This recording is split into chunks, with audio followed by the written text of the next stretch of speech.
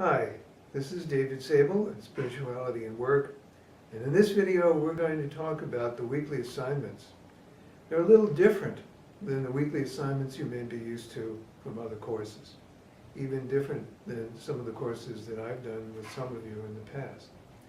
It's going to begin with meditation, mindfulness meditation.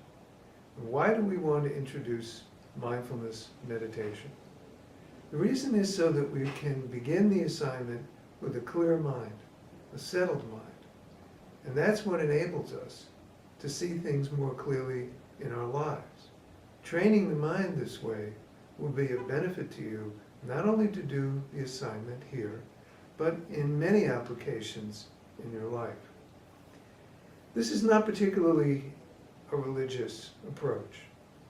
What we're going to be introducing here is a practice that's actually used at Google. It's actually used in many different major corporations.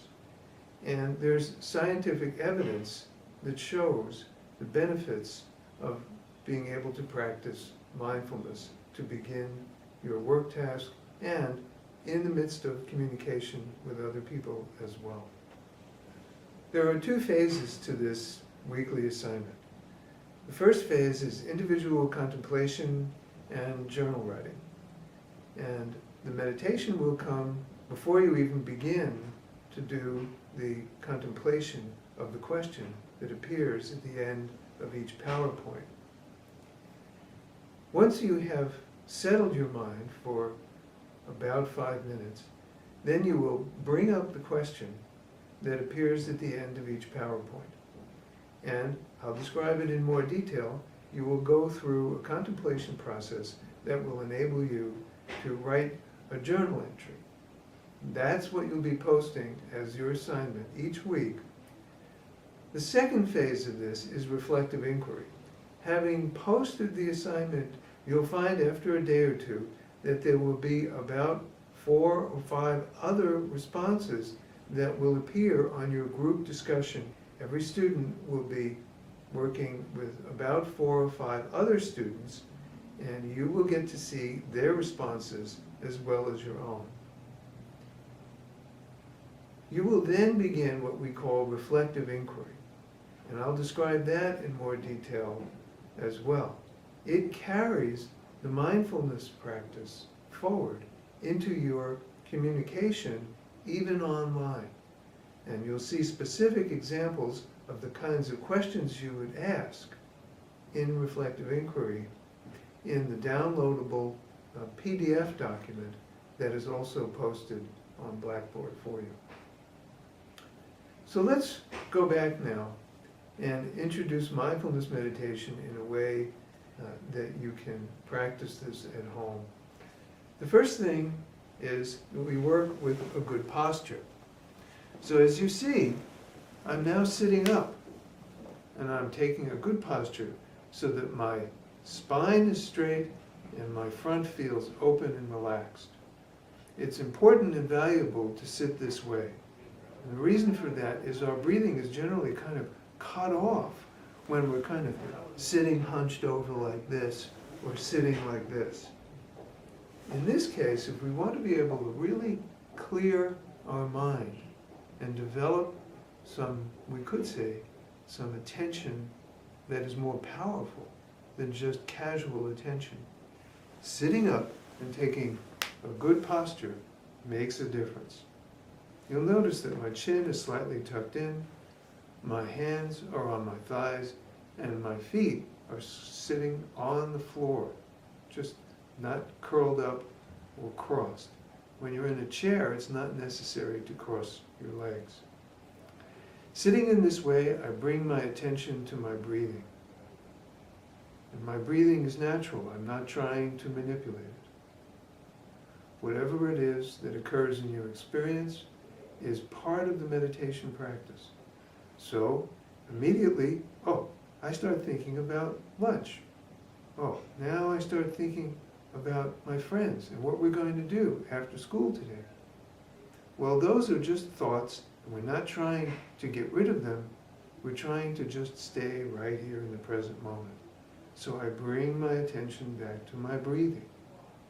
On the out-breath, there's a natural sense of letting go. On the in-breath, there's a sense of being really present right here in the body.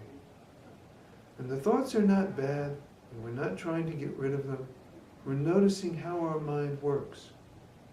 And we're trying to settle the mind by coming back again and again, very gently, without any special judgments, just to this present moment. So you could pause the video right now and just try that for a moment. Why don't you do that?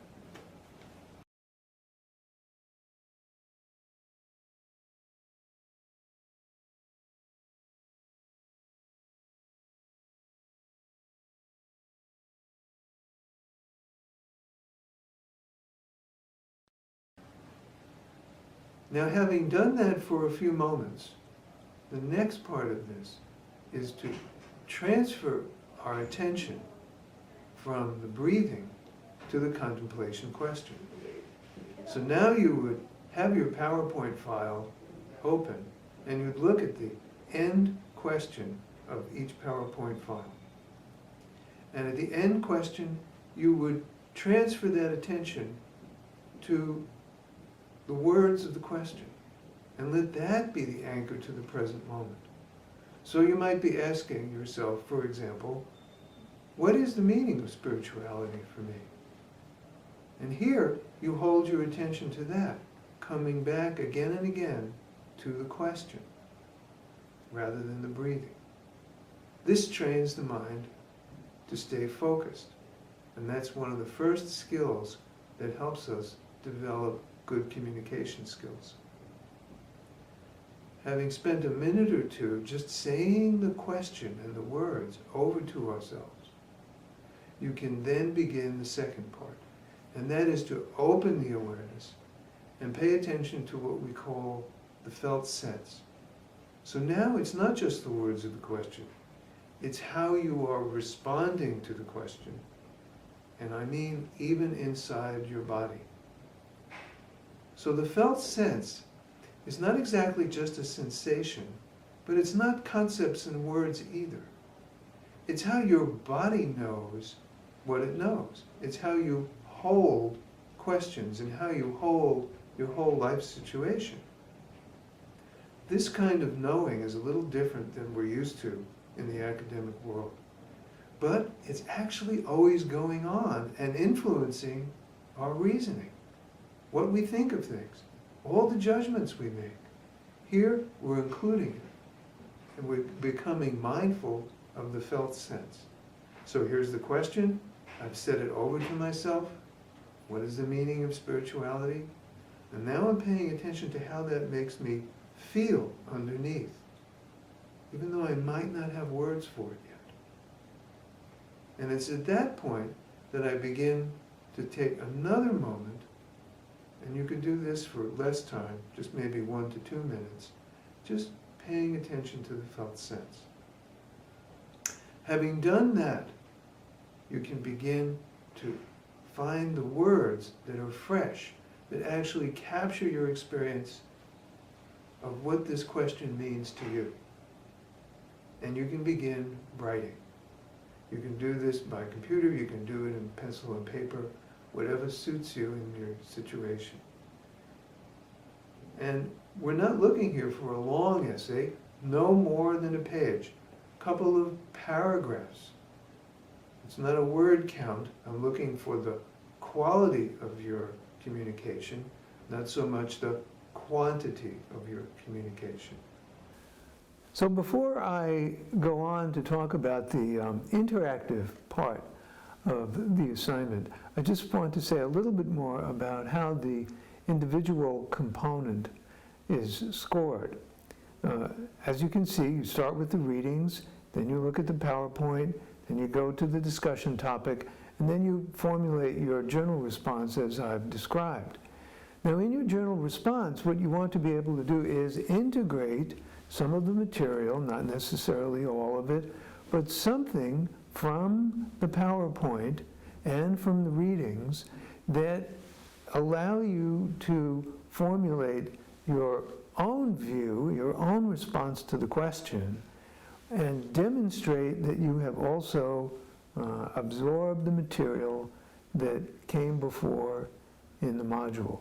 So your answer isn't just an opinion, it's actually grounded in the content of what has been given to you, and then combined with your own critical thinking. So your opinion is still there. It might not agree with everything in the module so far, and that's okay, but you demonstrate to me and to the other students that you have done the reading.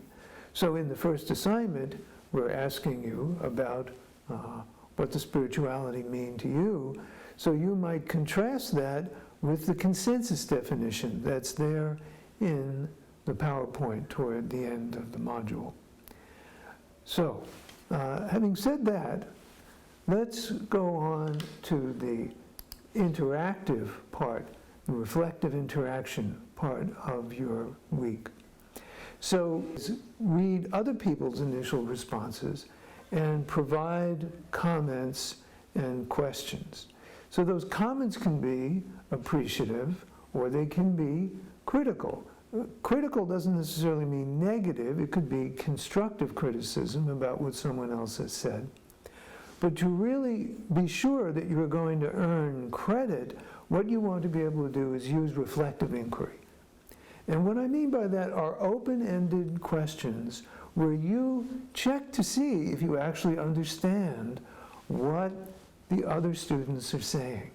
And so you might pick out something that they've said, and you might assume you know what they mean, but just to check, you say, well, I'm not quite sure what you meant when you said whatever it is that they said.